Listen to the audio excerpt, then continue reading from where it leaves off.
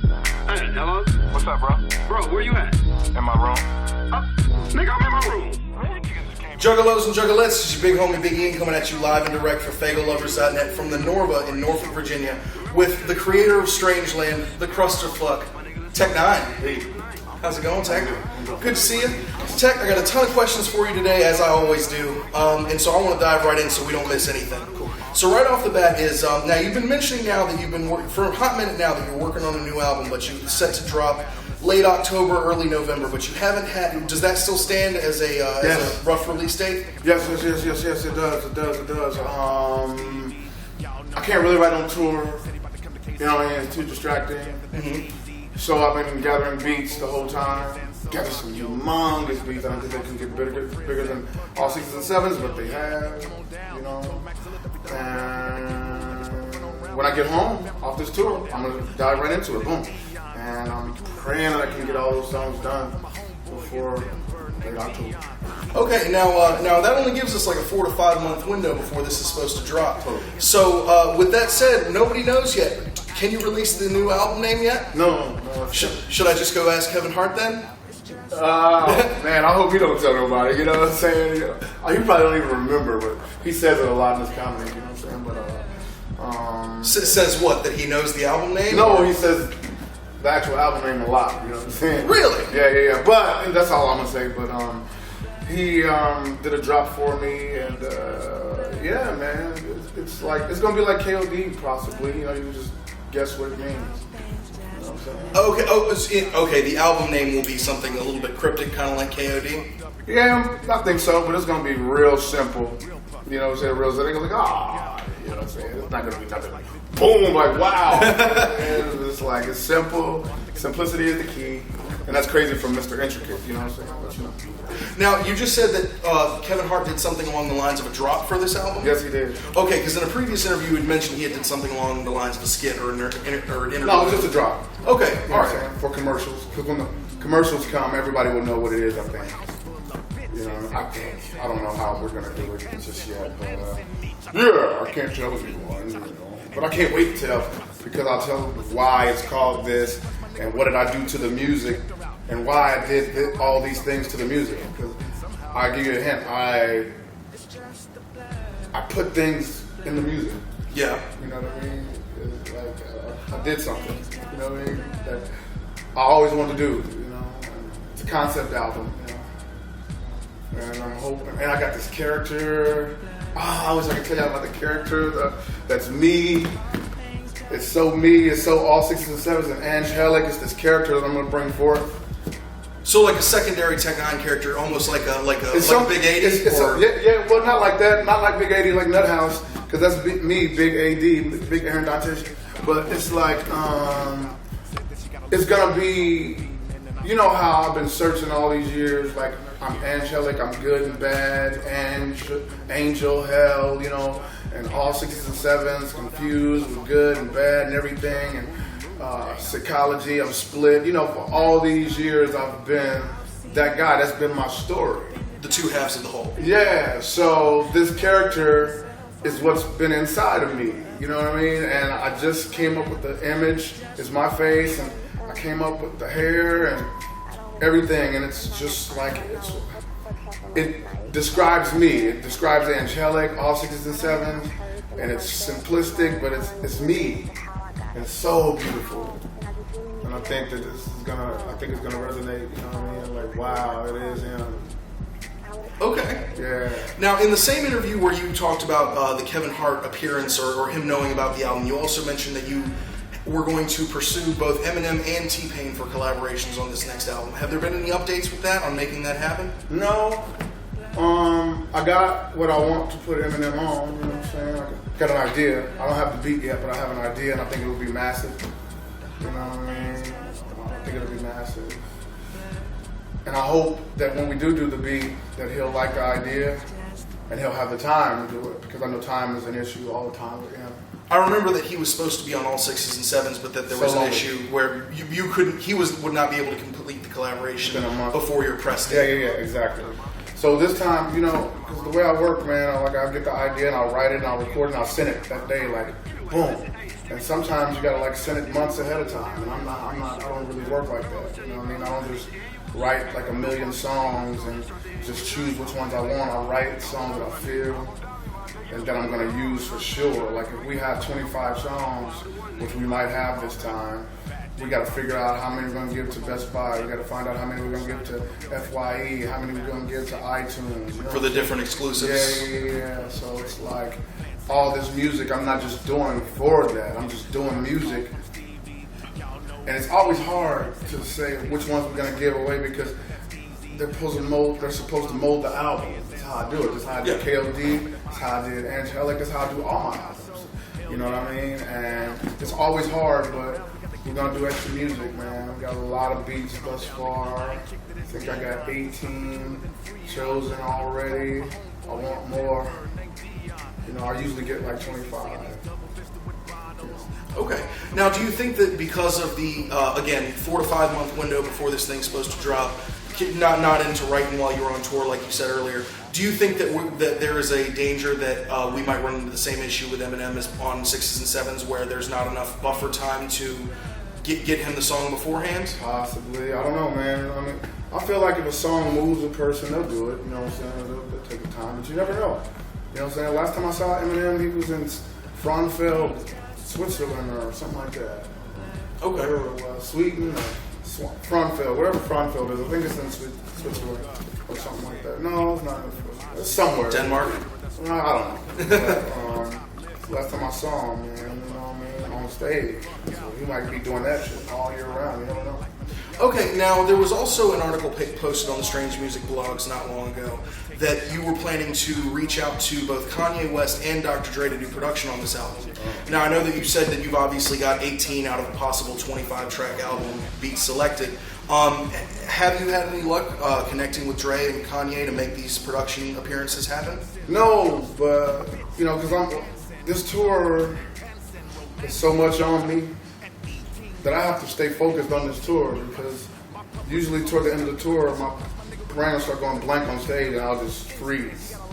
So anything else that cloud me, phone calls, people won't get them, and you know, nothing. You know what I mean? I'm just trying to keep my brain fresh for my fans. And I know this sounds weird, but sometimes talking to people on the phone can make you think about something else, and then that's on your brain. And I'm a Scorpio, so it plays over and over and over and over. And all I need to be played over and over and over is those words that are so intricate, you know what I'm saying, on stage. And I won't start anything. You know, I want to apologize to a lot of people that expect phone calls from me, you know what I mean? I'm sorry, but it's like I can't concentrate on too many things when I'm out here doing this record-breaking tour. You know what I'm saying? 96 shows in 104 days, man. It's never been done before. It's a hard thing to do to keep your brain in it when you got so many other things on your brain and you have to appease others by talking to them, just by saying hello. You know what I'm saying? It's hard for me when I'm always in my brain with music. Do you know I still rehearse Midwest Choppers every other day in the back of my bus just so I got it?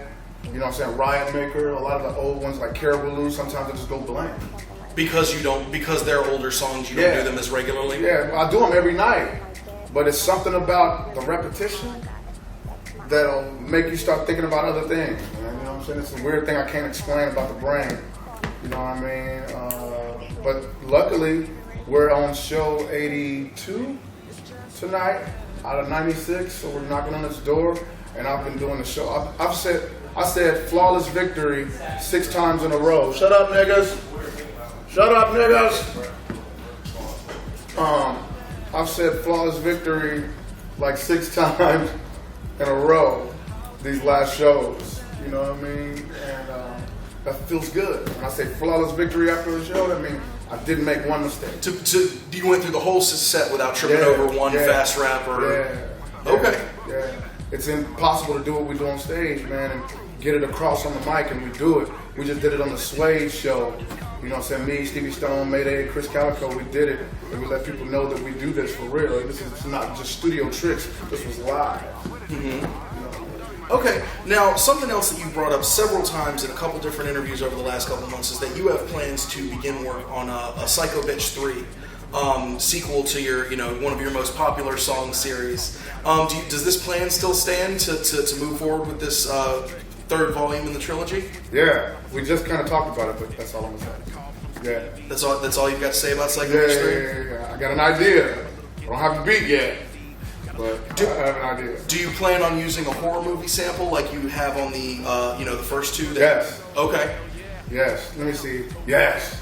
Because first one was Halloween, correct? Halloween. Second one was Phantom of the Opera. Yeah. And so I know that there was an article that was trying to get a little bit interactive about suggestions of like what kind of horror movie sample fans would like to see for the third volume of such a popular song trilogy. So have you had any rough ideas of ones you're pondering, or? Yes, one that can keep. You know how Halloween will go. They can change scales.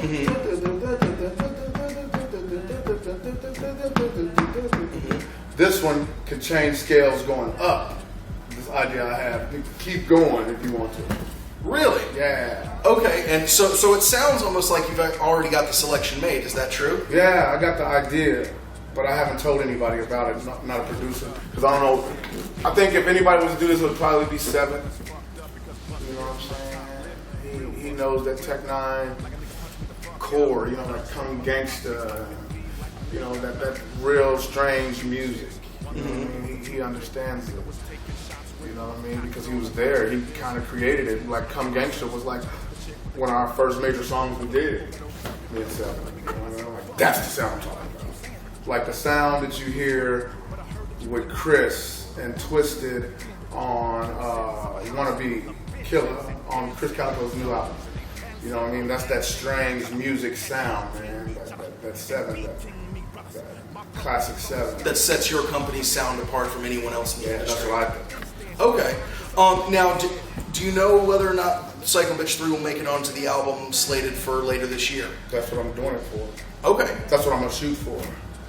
I have a lot of stories, but I'm fighting between that has something to do with these other 2 cats that's in it that I have for it.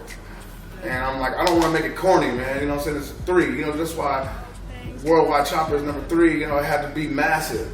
I don't want to go past number 3, but they're making me go past number 3 on Worldwide Choppers. There's a lot of choppers. It makes sense. Okay, and I've got that I've got that planned. We're going to come back around to that a little later. Yeah. Now, another thing I really wanted to ask you about that stirred up a lot of buzz when it happened was a couple months ago. You tweeted a picture of like your studio to-do list for a given day, and it was essentially a list of 11 or 12 different collaborations you were doing. And the 2 that really jumped out at me was one that was a song called "Scream" ICP. with ICP, and there was another one with another one of my favorite artists, which is R.A. the Rugged Man, which I couldn't quite see the song name because it kind of ran out of the frame. It's called Hallelujah. Yeah. Okay. I didn't write it according to Hallelujah, but the beat was called Hallelujah. You know what I'm saying? I didn't know it was saying it in the background, but I wrote what I felt, and it's super lyrical because R.A. is super lyrical. Absolutely, and I want to touch on both of these tracks. So first, the easy one is let's talk about ICP. Now, it's already been announced that ICP released an infomercial for their Mighty Death Pop, their new album coming out, and it was announced that both you and Hobson will be making appearances on this album. Okay. Is "Scream" the song that will be featured on the Mighty Death Pop? That's the one I did for him. Okay, and that's going to be on the Mighty Death Pop. All right. Yeah. Can you give us any details on the track? Obviously, it's called "Scream." I mean, any particulars that you want to share to create some buzz? It's moving like that. It's moving like that.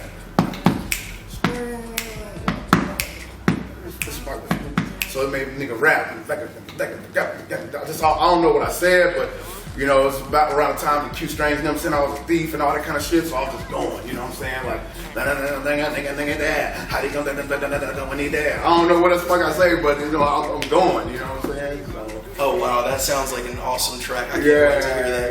Yeah. I was just venting, people were on Twitter around that time, some girl was like, "You're a fucking thief, you stole Strange." I'm like, "I'm an innovator, bitch, you got me fucked up." You know what I'm saying? So it was like, I vented on that song. Wow. I think. I gotta go back and see what I said. Because when I vent, I might say some disrespectful shit, you know what I'm saying? The album's gonna get dropped and you're gonna be like, I don't remember saying that. And I've talked to Q Strange lately, you know what I'm saying? Finally, on the phone, you know what I'm saying? When I was in Boise. And yeah, it was nothing. You know what I'm saying? We said, nah, it's nothing, nigga. You know what I'm saying? Did your things, fuck them. You know, I just know I'm coming back at you. You know what I'm saying? He said, okay, I can't wait to hear it, motherfucker. I'm like, okay. Now that was something I was planning to talk to you about, but so now that I knew that you and Q had spoken on the phone, it was an interview that was done with Juggalo News relatively recently. Okay. Now you just said that you were planning on going back at him at some point, or is that? No. I just told him that I'm sure I said something in that ICP song. Oh, because that was kind of in the more like Wicked Underground side of the market. Where no, it was just that's what was happening at that time. Gotcha. And the song I'll scream. Like, when you keep fucking with me, I'm making you scream.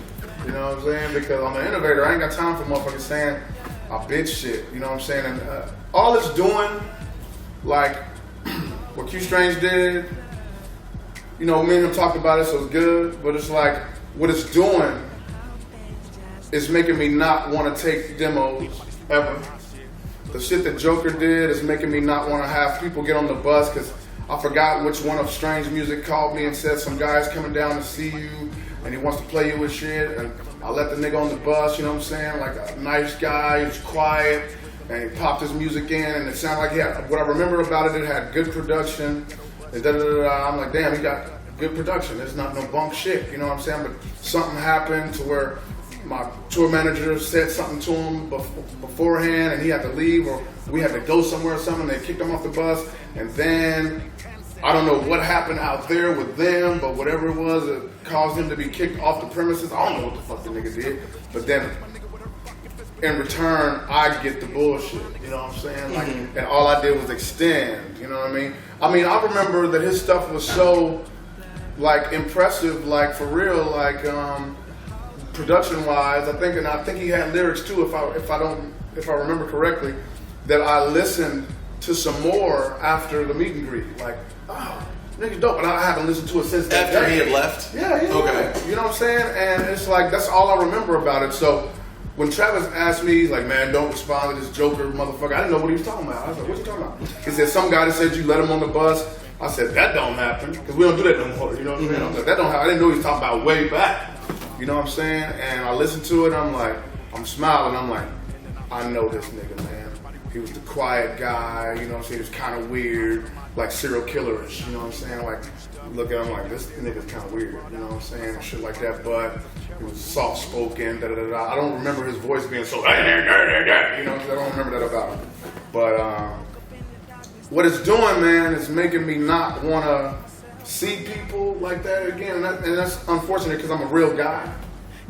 But I can't have niggas saying that I'm taking shit from them or I'm disrespecting them or, you know, because when people give you a CD, if you listen to it, there's a possibility you can bite some shit if you hear something you like.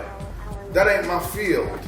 You know what I'm saying? That ain't my field because I feel like karma is a bitch and I don't want nobody bite my shit, which people do, but I take it as a compliment. You know what I mean? But what the Q Strange disc and the Jokerr disc, all it's doing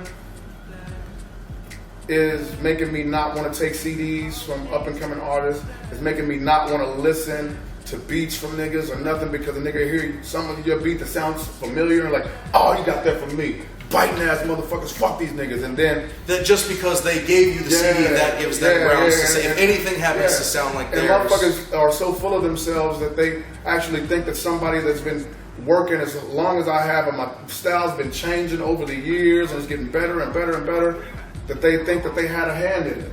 Close to my range, far from a jigaboo.